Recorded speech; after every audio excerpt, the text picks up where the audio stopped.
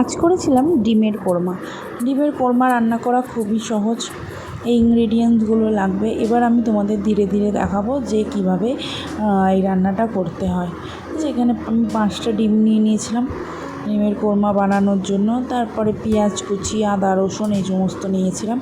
এবার কড়াইতে তেল দিয়ে আমি প্রথমে পেঁয়াজটা বেরেস্তা করে ভেজে নেব। তো পেঁয়াজ দিলাম, কড়াইয়ে নুন দিলাম।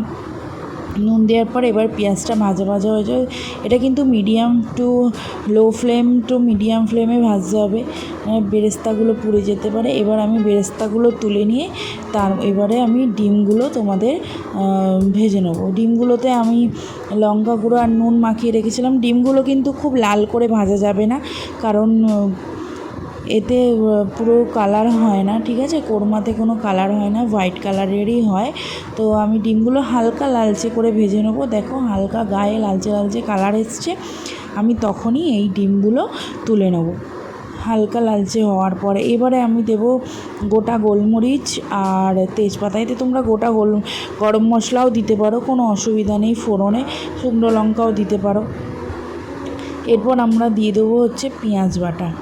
পেঁয়াজ বাটা দিয়ে দেওয়ার পর পেঁয়াজ বাটাটা এমনভাবে নাড়তে হবে যাতে পেঁয়াজটা যেন গন্ধটা চলে যায়, কোনো রকম পেঁয়াজের যেন গন্ধ না থাকে। অন্তত তোমাদের এটা 5 মিনিট ভালো করে তোমাদের নাড়তে হবে, যাতে পেঁয়াজের গন্ধটা চলে যায়। এরপর নাড়তে নাড়তে দেখো তেল ছেড়ে দেবে। তেল যতক্ষণ না ছাড়বে আমরা তখন অন্য ইনগ্রিডিয়েন্টসগুলো দেবো না। এবার তেল ছেড়ে দেওয়ার পর দেখো আমি এখানে দিয়ে দিয়েছি আদা রসুন বাটা। এবার পেঁয়াজটা আর আদা রসুন বাটাটাকে ভালো করে ভাজতে হবে, ভালো করে এর সাথে ভেজে এটাতেও তোমাদের দেখতে হবে কখন তেল ছাড়ে। যতক্ষণ না কষিয়ে এটা তেল ছাড়বে ততক্ষণ এটার গন্ধ বেরিয়ে যাবে অন্য ইনগ্রিডিয়েন্টস দিলে। এরপর আমি দেবো হচ্ছে কাজু আর কাঁচা লঙ্কা বাটা করে রেখেছিলাম একসাথে, সেটা দিয়ে দেবো। এরপর মিক্সিটা ধুয়ে একটুখানি জল দিয়ে এটাকে ভালো করে নাড়াচাড়া করতে হবে। এটার সাথে পুরো ভালো করে মিশিয়ে দিতে হবে। এবার এটার সাথে আমি দেখো এটাকে মেশাচ্ছি, খুব সুন্দর করে মিশিয়ে দিতে হবে। তারপর আমি এতে কিছু গুঁড়ো মশলা অ্যাড করব। এটা হচ্ছে আমি দিচ্ছি হচ্ছে আমি গোলমরিচ গুঁড়ো, জিরে গুঁড়ো সব একসাথে, ধনে গুঁড়ো বেটে রেখেছিলাম সেইটা। সামান্য অল্প কিন্তু তোমাদের গুঁড়ো লঙ্কা দিতে হবে। তারপর তোমাদের দিতে হবে অল্প গরম মশলা গুঁড়ো। তো অল্প গরম মশলা গুঁড়ো দিয়ে তারপরে তোমাদের এটা ভালো করে নেড়েচেড়ে নিতে হবে। এটা দেখতে হবে ভালো করে নেড়েচেড়ে এটার সাথে মিশিয়ে। কিন্তু এমন লঙ্কা গুঁড়ো দেবে না যাতে তোমাদের এটা কালার আসে, এটা কিন্তু হোয়াইট মতনই হবে, ঠিক আছে? তো এটা ভালো করে কষানোর পর একটু 5 মিনিট ধরে তেল ছেড়ে দিলে এটার মধ্যে আমি দিয়ে দেবো ডিমগুলো দিয়ে কিন্তু আরও আমাকে 3-4 মিনিট ভালো করে এই মশলাটার সাথে কষাতে হবে, যাতে মশলাটা ডিমের ভেতরে ঢোকে। আমি কিন্তু ডিমগুলো আগে থেকেই গা চিরে ভেজেছি, যাতে মশলাগুলো ডিমের মধ্যে ভালো করে ঢুকে যায়। দেখো আমি এখানে নাড়াচাড়া করতে করতে আমার এবার তেল ছেড়ে দেবে এখানটা দিয়ে। দেখো তেল ছেড়ে দিতে আরম্ভ করেছে। এইবারে আমি দুধ দিয়ে দেবো এর মধ্যে। তোমরা কেউ দুধের বদলে টক দই দিতে পারো, কিন্তু টক দই আর দুধ কেউ একসাথে দেবে না। এবার তোমরা গুঁড়ো দুধও গুলে দিতে পারো, তোমাদের মাদার ডেয়ারি যে আছে সেটাও দিতে পারো, তোমাদের ইচ্ছা। আমি এখানে গুঁড়ো দুধই দিয়েছি, কারণ আমি যেহেতু লিকুইড দুধটা খেতে পারি না, তাই জন্য আমি এখানে গুলেই দিয়েছিলাম।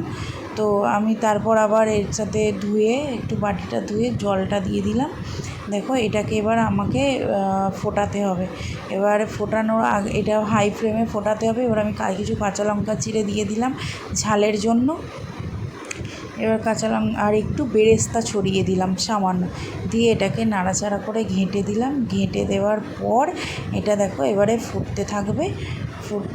সুন্দর করে ফুটতে থাকলে এবার এটা ঢাকা দিয়ে দেবো। এবার সামান্য একটু চিনি দিয়ে দেবো।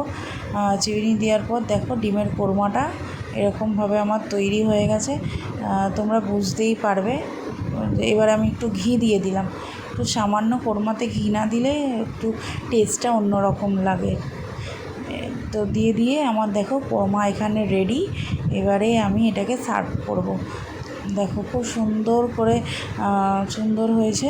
এবার তোমরা যদি মনে করো কাঁচা লঙ্কাগুলো একটু ডলে দেবে তো ডলে দেবে, একটু গরম মশলা গুঁড়ো দিয়ে দেবে। এবার তোমাদের যেরকমভাবে একটু নুন ঝালটা তো নুনটা একটু তোমরা টেস্ট করে নেবে তোমাদের টেস্ট অনুযায়ী। আমি দেখো রুমালি রুটির সাথে খেয়েছিলাম, খুব কিন্তু দারুণ টেস্ট হয়েছিল।